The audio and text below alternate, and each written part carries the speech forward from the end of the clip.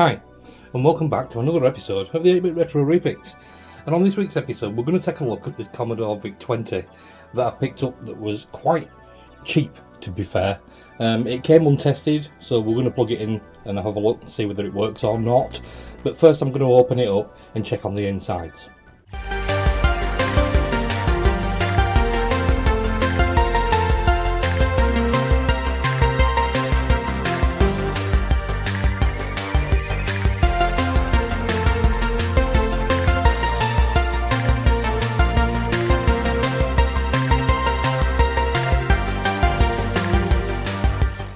Okay, so this also came with it, which is the Commodore C2N, but this is a very early tape deck. In fact, I do believe these tape decks were actually installed into Commodore PETs. That's how early it is. Unfortunately, the reset doesn't reset, it just stays down. I don't know whether it will when there's tape in it or not, but we can take a look at that. You can see it's well dusty. I'm not even dusted it off or anything. I've just taken it straight out of the box for you guys to have a look. So we'll test that out later on. But first, I wanted to have a look inside this Commodore Vic20. First of all, it's a two-pin prong. So this is a very early unit. When we look at the serial number, you can see that it's 38,131. So it's not particularly young, or the oldest if you like, but it's certainly not the newest. And I'm surprised at the keys being grey as well. I would have expected them to be the orange colour. The keys are pretty good. I'm not sure if this keyboard's been changed at all. They did come with this keyboard in it. It's just that it looks very clean. The letterings are still white. The Restore isn't, but the rest of them are. So I don't know whether that keyboard's been swapped out or not. So I've already taken the screws out at the bottom just to save a little bit of time. And now I'm just going to move the camera so you can have a look inside. So like I said, I've already taken these screws out, so this is opening it up for the first time. Let's have a look. Ooh, that's quite nice in there. And as usual, the case with the silly little clips just snap off. There's only one left on this side, so I'm going to have to do a case repair in that in the future. So yeah, it looks okay in there. It looks pretty good. There is a few dust bunnies kicking around. We'll just get rid of them. Any more up back of there? A little bit. That's them gone. It seems a little bit loose. Might have to fasten that down. But yeah, I mean, we've got those ROMs here that they're soldered directly into the board. We've got our 6502 there, and we have got 6522s up here, which are in sockets, and so is the Vic. That's in a socket too. So that's really good that they're in sockets, to be fair. So I don't see anything in there that's stopping us from actually turning this thing on and trying it. Yeah. Bit more fluff. Yeah, so I might let's just flick the switch and see if it works. If I remember rightly, these old ones, 2-pin ones, don't come on instantly. They take a while to actually switch on. I think it's about 7 seconds, 8 seconds, something like that. I could be wrong. If I am wrong, drop it in the comments. So on that note, I just want to say thank you pcbway for sponsoring this channel. And if you want to buy PCBs for the Vic20, they do an 8K ROM cartridge. There is a 16K one as well. They do a plethora of things in the shared project site. So yeah, pop along to pcbway. They are absolutely fantastic. They don't just do PCBs, they do PCB prototyping, assembly, flex rig, HD PCBs, CNC machining and 3D printing, and it is all pretty quick. So if you actually want to purchase something like this, it's as simple as adding it to cart, and then you can come down here and you can pick your different panel designs if you want, shapes, colours, quantity, you might as well change it to 10 because it doesn't change the price. So yeah, you can customize it as much as you like down there, and if you look over there, it's just $5. That's all it is. That's a bargain. That's a bargain. So let's get back to the video. Yeah, well, as I was saying, I think we can just plug this in and see if it works. What do you reckon? I have got a diagnostic cartridge that I've picked up. It was off for eBay.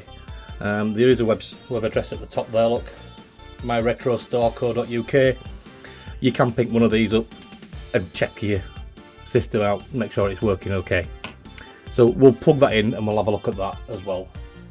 And while I'm on, because it's Christmas, if you have a look on my Facebook and have a look for Martin Grundy, you will see that he does some fantastic posters. I know this is for Commodore 64, and I should really be showing you a Vic one, but these are absolutely brilliant. I buy one every year and I have done for the last 5 years or so.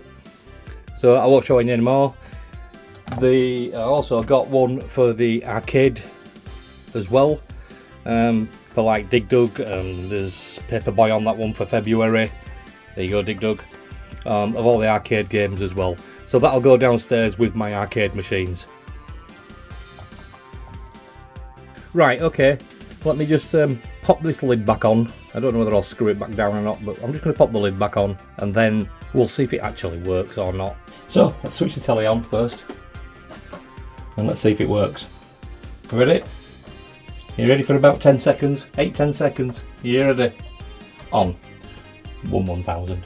2 1000, 3 1000, 4 1000, 5 1000, 6 1000, 7, see? 7. 7 or 8 seconds. I don't know why. But as I said, if you do know, drop me a comment please, because I'd like to stop that. I do have another couple of them single, 2 prongs Vic20s that I might check later on to see whether that delays as well. Because I had one of these when I was a child, and you forget so much. You forget absolutely all sorts of silly little things.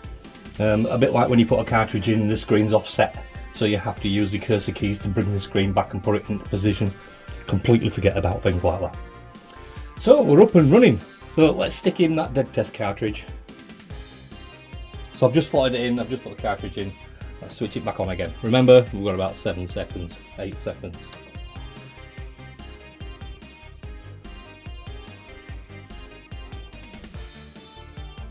Oh, it come on a little bit quicker. And we're doing RAM tests. That's brilliant. So it works as well. We've got a fully operational Vic20. That's good, because I've got another Vic20 board up there that I can do a repair on now, because I can pull them, the CPU and the Vic out, etc. and stuff like that, and try them in that board to see whether that board comes back to life, so I know where I am with that board. So that'll be in another video. So that's great, we can just reset that. And it runs through the tests again, everything's hunky-dory, yeah, everything passes, great. Let's check that out. Another 8 seconds, woo, we're there, look. Right, so what I'm going to try is Wacky Waiters by Imagine. I'm not going to let you wait for it to load. I will skip it past, because I think it's a little bit unfair, making you wait all that time. So let's give that a try. Load, that's working, woohoo! Play. Yep, tape's moving. So, this has come straight out of an attic, untested. I don't know how many years it's been there, but it just works. I think if anything, you'd go around it with deoxide and just spray it around it in the cartridge slots and in the ports and switches and things like that. Give it a good clean out. I have got the case obviously to repair and get all these marks off it, give it a good bath and wash. Like I said, that'll probably be in another video. So we've found that, and it's loading, look. Yeah, it's loaded, tape deck's working, loading tapes. That's brilliant. I didn't expect that. I just did not expect that tape deck, with it being so old, just to work like that. I'd expected it to need a service, have the belts changed, etc. Which I will do that when I do the restoration of this Vic20 as well. We'll give that a good bath and a good servicing up. So yeah, I'm not going to play that. So let's take a look at the penultimate cartridge. So yeah, the penultimate cartridge works straight away. So in penultimate cartridge we can play some games. Let's have a look. What games is there? Let's have a look at Defender. Now, Defender's quite good on the Commodore Vic20, to be honest. Where is it? Right down there, look, number 3. So, Defender. There you go. And we've got sound as well, look. Awesome stuff. So, press F1 for options, or press the fire button. So, one player, does it work? I mean, for the Vic20, right? This is almost arcade-like.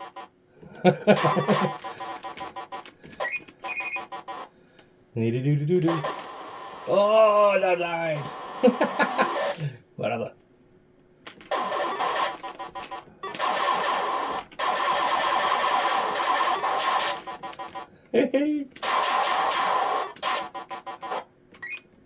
Oh, there's somebody else. There he is, look.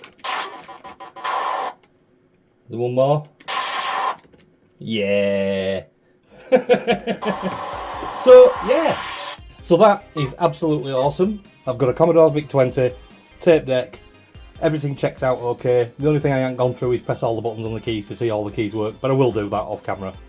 So yeah, if you enjoyed this video, hit the subscribe, thumbs up. Don't forget to check out the description for the links for the YouTube retro repairers. There's the likes of Captain Commodore, Retro for You. They do some great stuff. Retro for You is doing things with the Amigas at the moment. And Captain Commodore was doing things with his Atari. Oh, MSX, sorry, my mistake. So yeah, check them out, guys. So once again, thanks for watching. It's been a pleasure, and we'll see you on the next one. Bye!